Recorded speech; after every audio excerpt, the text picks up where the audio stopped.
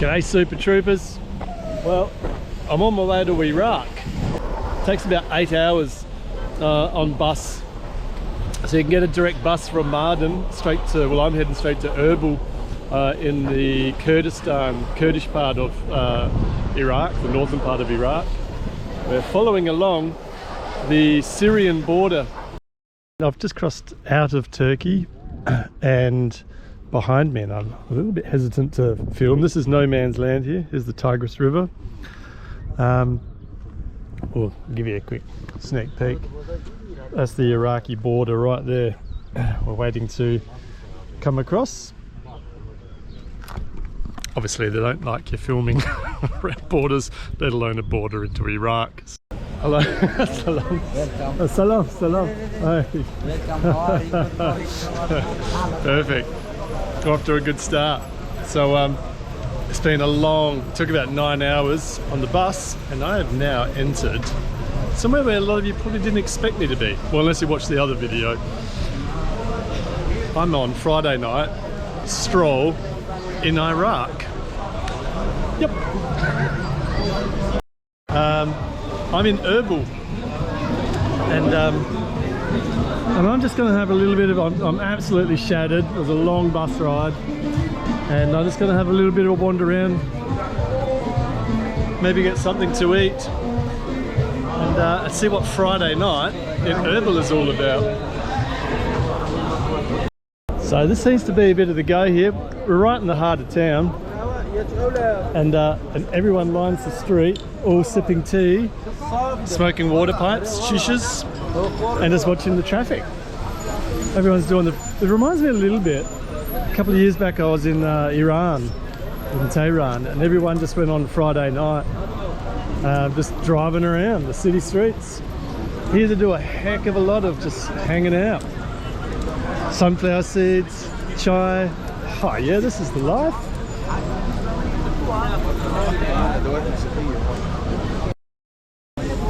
Got a fella down here. He walks around with a couple of little jars. What looks like a giant syringe. He comes up to you with this syringe, dips it in the little jar, and you're like, what the fuck is that?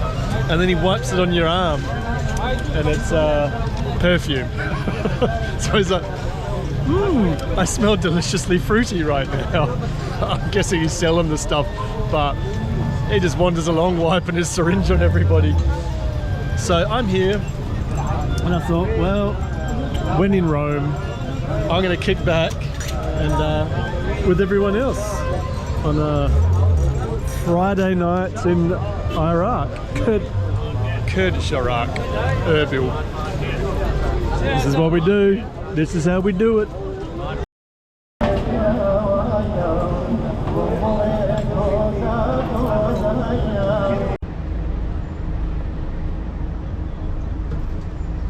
Ah, the sweet, sweet smells of a fresh morning in Iraq.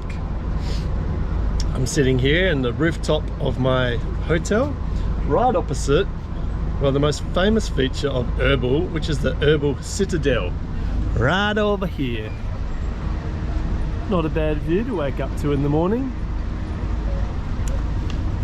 So let's get out. I'm under a little doodad here. There's the doodad, in case you didn't know what doodads are. That's that. I don't know what they do for breakfast in Iraq, but we'll find out and go and explore that little chappy. Alright, I've been wandering around this little alleyway here, and I found what looks pretty damn good. A bit of eggs and chilies and beef by the looks of it. They fry up some onions, some egg. So I'll take a little seat, and they're going to bring some stuff out to me. But that looks surprisingly delicious for breakfast. And I'll get myself a chai. The other thing that I'm noticing is I'm the only one with a silly headwear on. Everyone else is wearing bloody baseball caps, but I'm sticking with it. Thank you very much. I'm trying to blend in, I'm sticking out. Here we go. We've got ourselves a Iraqi Kurdish breakfast. A bit of scrambled eggs with meat and chili, of course a chai, and a bit of flatbread to bung it all in, and an onion. So, when in doubt, observe it out. Is that the saying? When in doubt, observe it out. I've been observing how other people are doing it. I'm not doing so well one-handed here, but they're fantastic at it. They just scoop it up in this lovely, flaky. Hey, do you guys remember when I was in Lahore and I did like a foodie review? That was fantastic. So let's try again. Oh, it's delicately spiced. Oh, its flaky texture is just divine.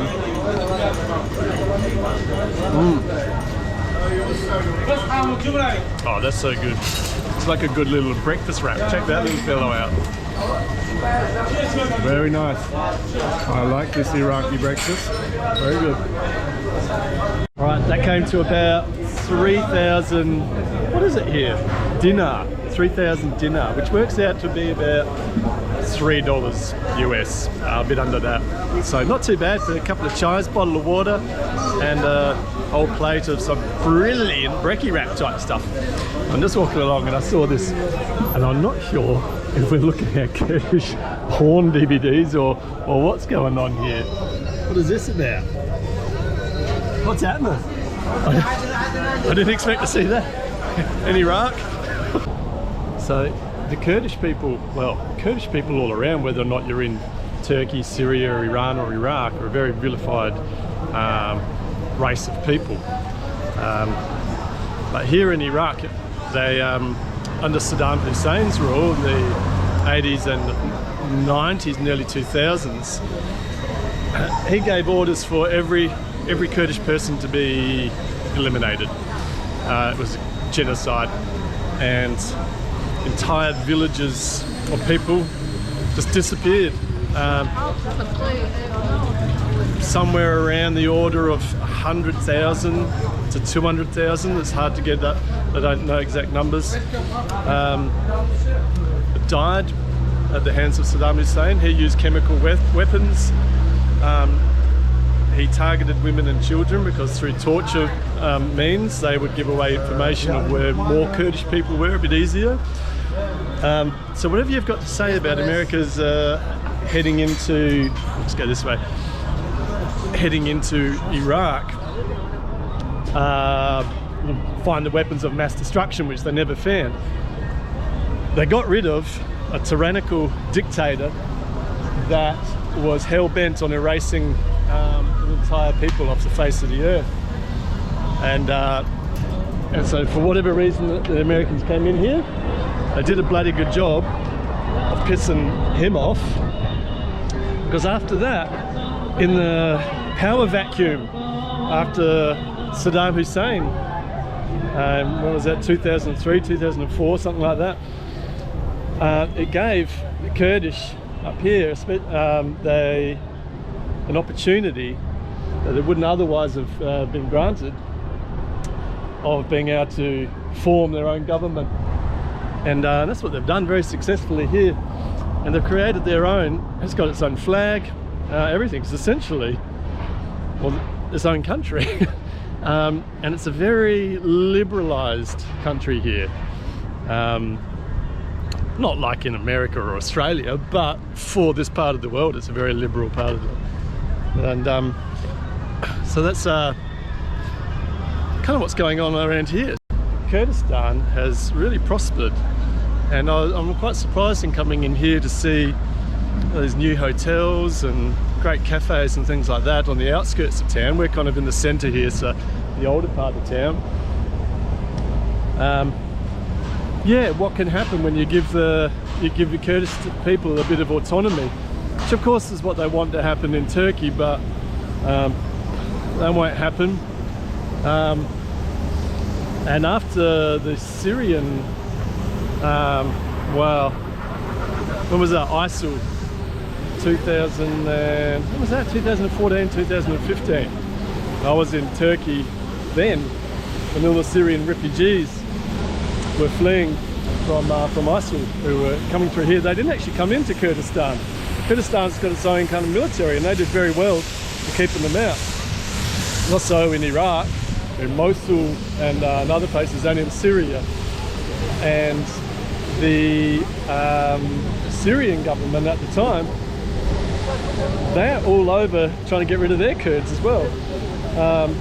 So they ordered chemical weapons attacks on their Kurdish populations in the north of Syria, which the Turkish government, of course, sanctioned.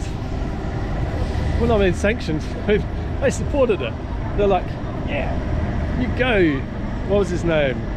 The Assad regime. You go, Assad, you kill all those Kurds in Syria.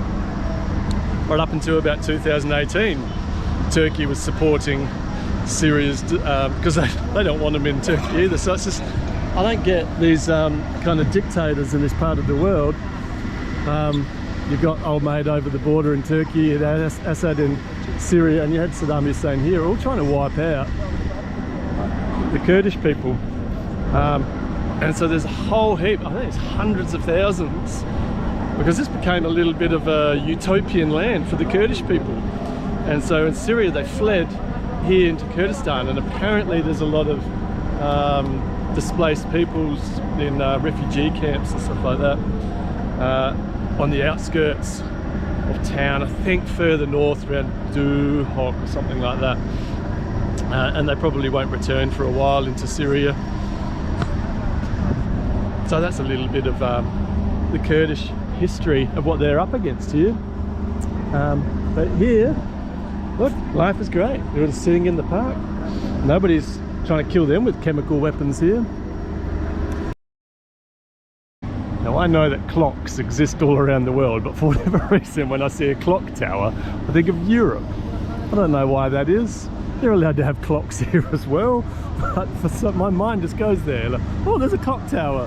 We're in Europe. Something else that I've noticed since being here in Kurdistan is the amount of people that speak English. Coming from Turkey, where nobody spoke English and everyone smoked millions of cigarettes, just lighting cigarettes off the other cigarette. I wonder what the cancer rate of lung cancer in Turkey is. It's got to be the highest in the world.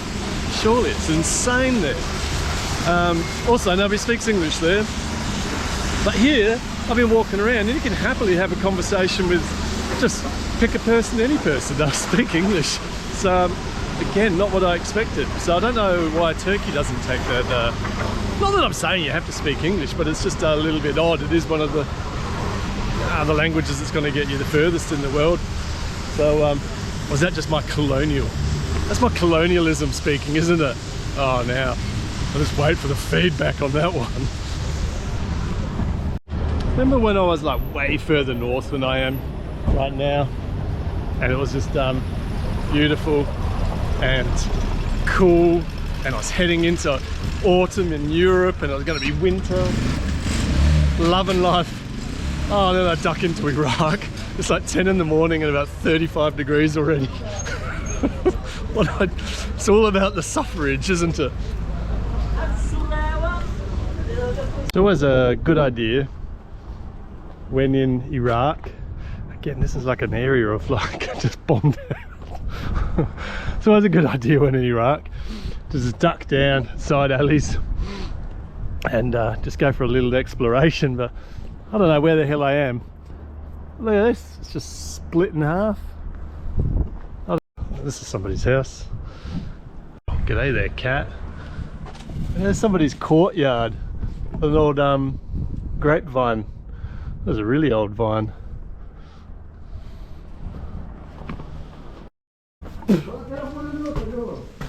God.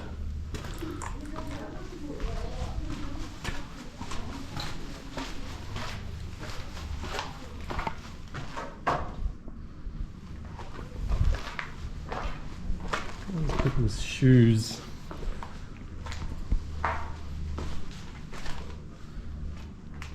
You just get that feeling you're going to come across a dead body.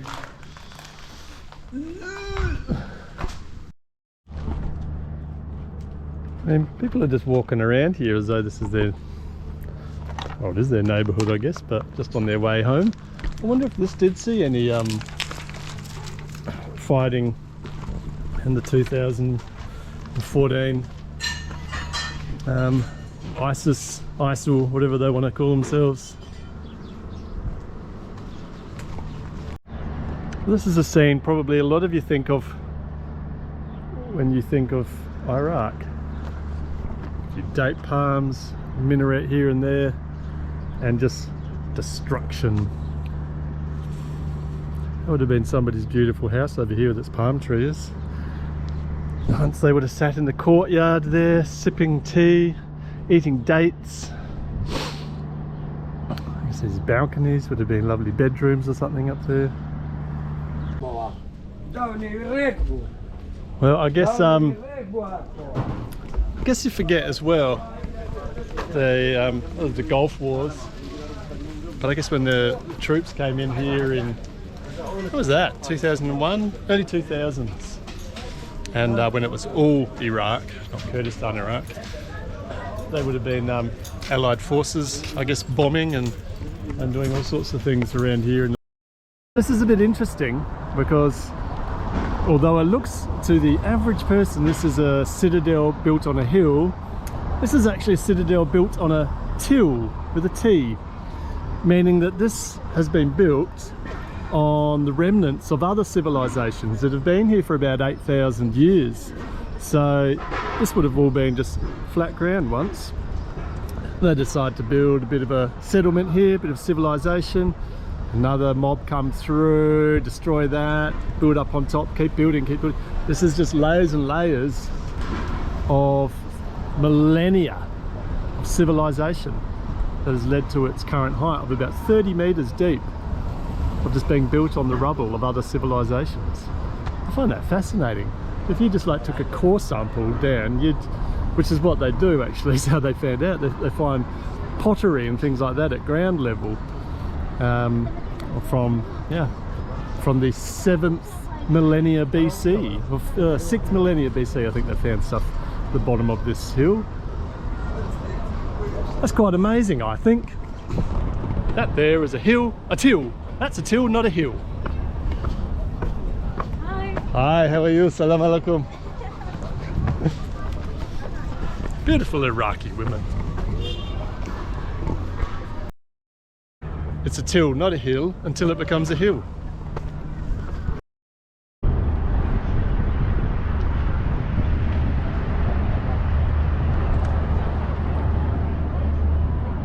So you can get a pretty good idea of, well, I guess central Erbil. This here, this building that comes through, it's a big round shape, goes around. There's all markets all in there. This is like the entrances going in. A few of them duck around. So yeah, so everything's going on there. All the trinkets and stuff you want to buy. This is the main central square kind of area with the water fountains. And over here, there was that area that I was walking around in that seemed to be all bombed out, all burnt out. I'm guessing that must have been from the early 2000s invasion. Allied forces came into Iraq. So that's all pretty much a bit of a ghost town over in there. Yeah. So this is that's Erbil. This is it. And here's the Citadel up behind me. This big grand entrance. Alrighty, going through the grand entrance to the Erbil Citadel.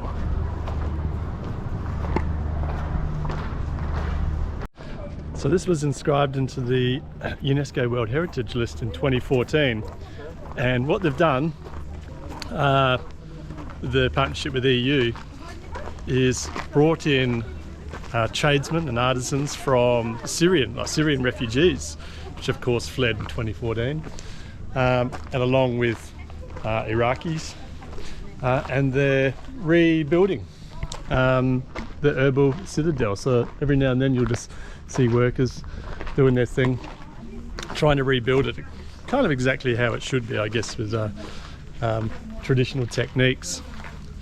Interestingly, at about that time, there were around 800 families living up here in the Citadel. And a lot of them were just still living in fairly run-down houses. But the government was like, while we're rebuilding, all the families got to go. But I don't know what family got to. They said, we'll leave one family here. One family's allowed to stay, because they wanted to be able to say that this place has had permanent civilization living on it for 8,000 years. And if they kicked all the families out at one time, all of a sudden they had a break in that civilization. So one family, I don't know whether it was a lottery draw or what, got to stay in the Citadel. You can see large portions of it fenced off, as I mean, geez, a lot of it looks really not very inhabitable, but this is part of the UNESCO project. To rebuild a lot of this stuff. I mean, it looks like a strong wind would blow half these buildings down. You can see here, well, I guess they've been building up, making their way up the hill maybe, because this has been beautifully restored now. It's almost seamless, you can see to here, and where they're yet to complete as they go up. So this will be here for a long time if everything goes according to plan and no further wars break out here. But it's Iraq, so who knows. They've done this on purpose, or nobody gave them a spirit level. But this balcony here runs down on a pretty steep angle. Doesn't look like it on the camera, but like, have they done that on purpose for water runoff or what? Or maybe that's just because they're like, oh, it was always a bit on the wonky, so let's just rebuild it on the wonky. Staying true, stay true. I guess the tradesmen that come here are just told, leave your spirit levels at home, leave your string lines at home. If it was builded on a bit how you going, rebuild it a bit how you going.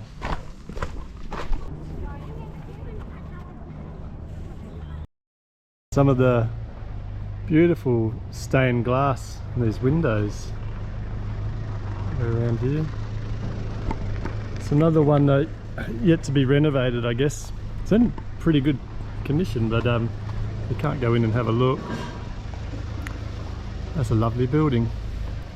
I'll have to come back here in, I don't know how long it's going to take to renovate an entire citadel, but I wonder if there is another one. I wonder if these were like private residence or something like that. It's beautiful. This one here is getting a bit of restoration work done, a bit more than the other one.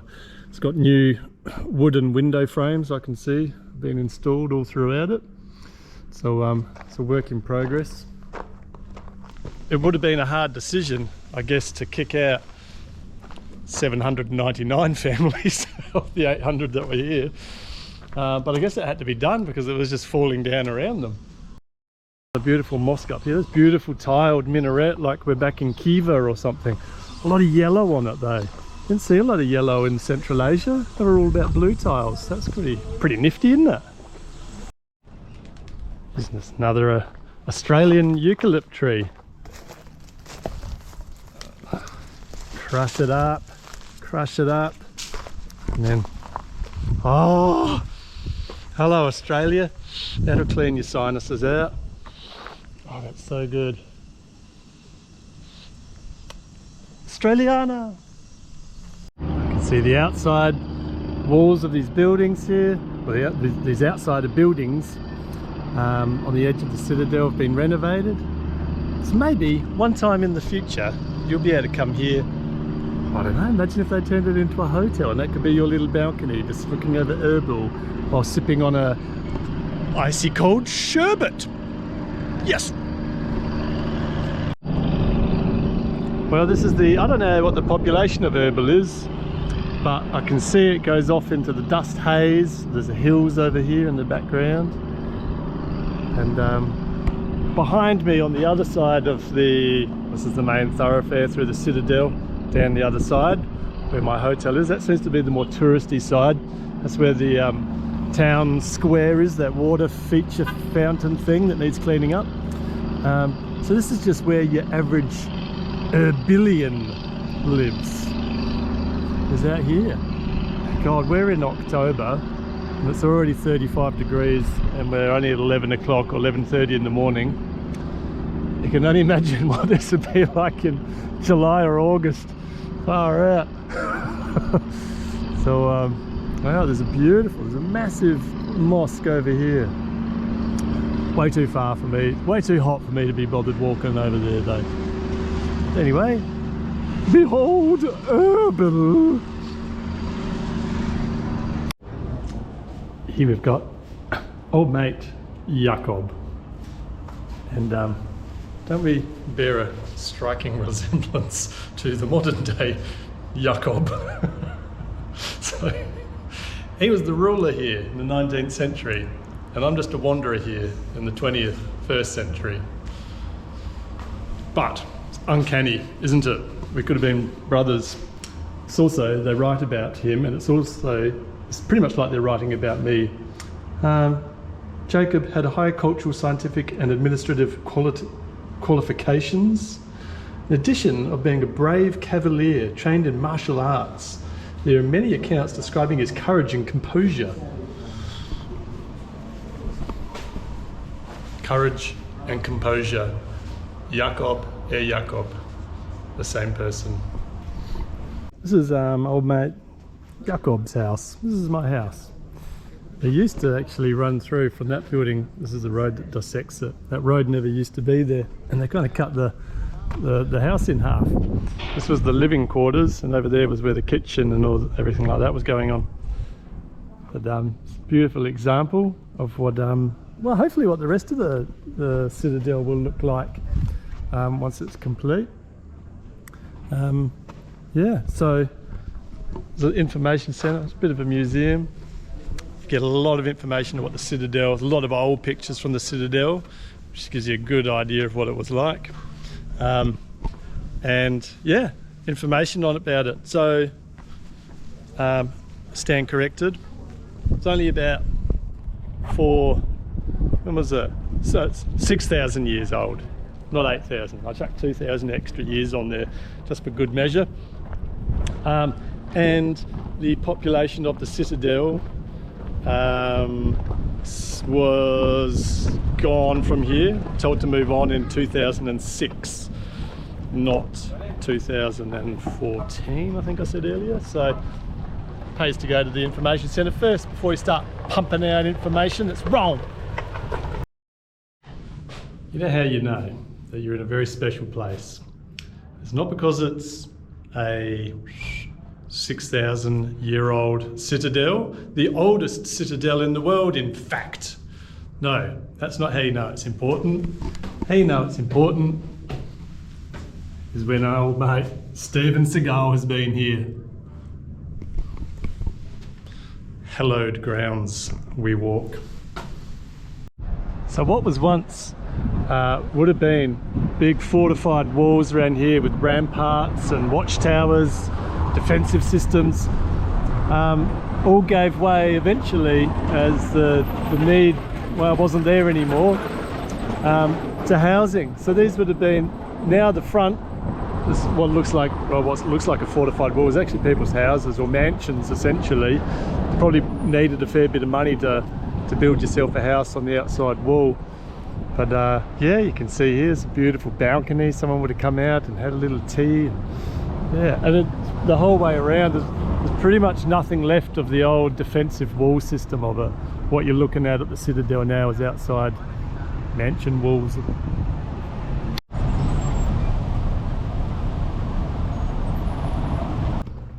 I'm on a quest.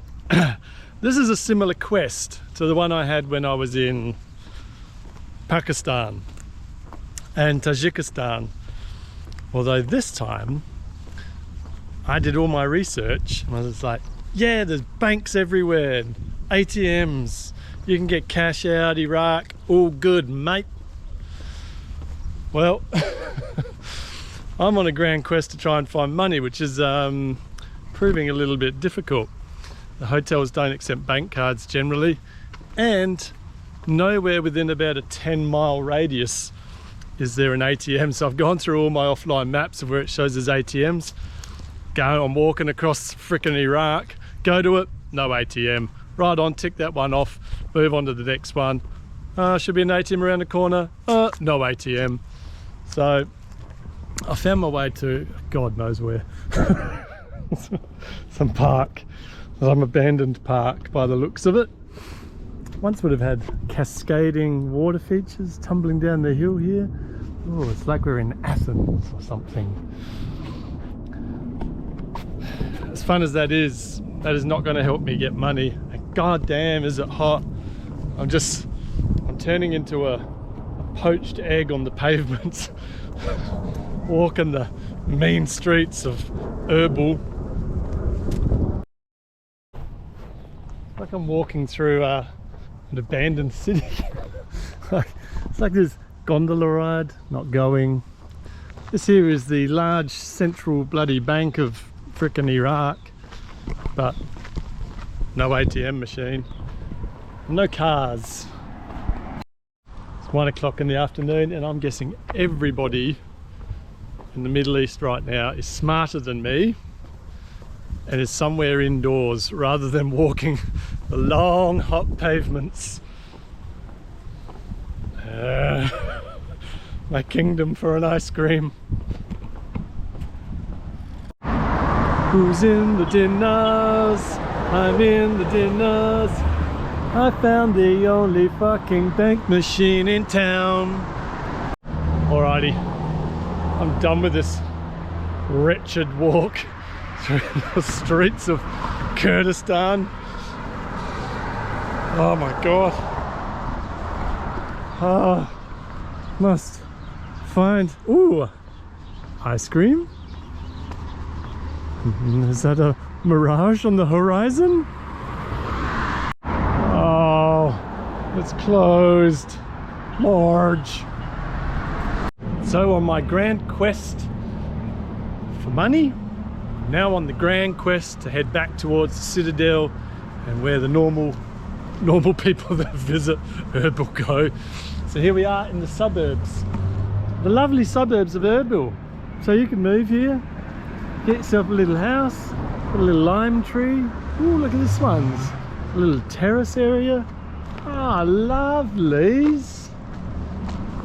Sit up on your little terrace up there, get an umbrella, a few chairs. Got it all going on in Erbil. Except for banks. Except for ATMs. This lovely apartment complex. Here you go. Here's probably the advertisement for it. It's got a lovely palm tree here. Oh, it's very Tropicana. Very nice. So this is what your average inner city apartment of Erbil is like.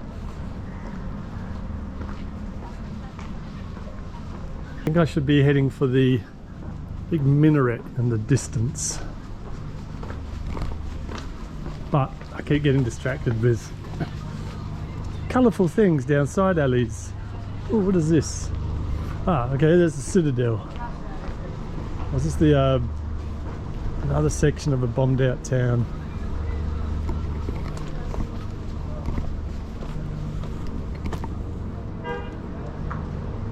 Ugh. That smells like Bigfoot's dick.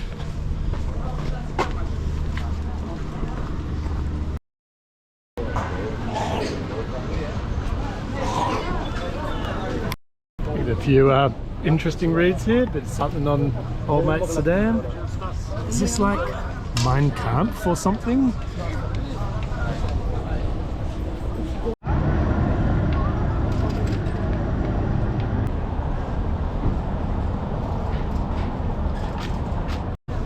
Always lots of rugs, these handmade blankets and things like that. Everywhere walking around is what you'll find. Very colourful. I will not be rolling that into my backpack though. It's 4 o'clock in the afternoon now and plenty of seats available, so I'm going to try to get something up here. How do I get up there? Let's try over here.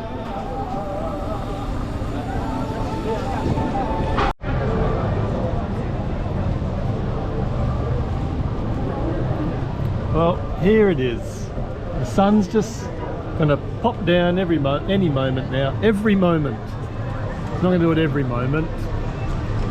Otherwise that'd get boring, wouldn't it? sunsets wouldn't be so special then, would it? You have to wait 24 hours. Here's the lovely, everyone comes out. So while I was looking around for ATMs today in the blazing heat of the day, the streets were deserted, not a car to be seen. It's true, every one of these people was smarter than me.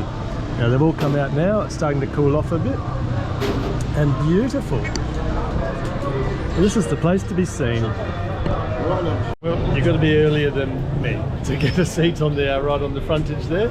Something I noticed here was that all the menus all go that way, all left to right. You try to do it that way, not going to work. It's not going to work any other way than backwards land. So, yeah, there's a fun little fact for you. Is it? I don't know. It's just a thing. Well, as the age-old saying goes, the patient shrew gets the worm. I just made that one up. But regardless of the saying, I got lakefront, street front. So this is going to be me. This is me set for, well, the rest of the evening. I'm not moving from here. You just have to keep ordering a tea and you keep your seat going. So keep them teas on rolling, little doggy, and I won't be skunk dogging it out here.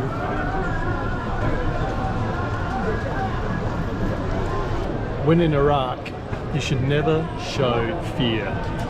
You should always present yourself as being capable of handling yourself at any time in any situation, because weakness will be exploited here.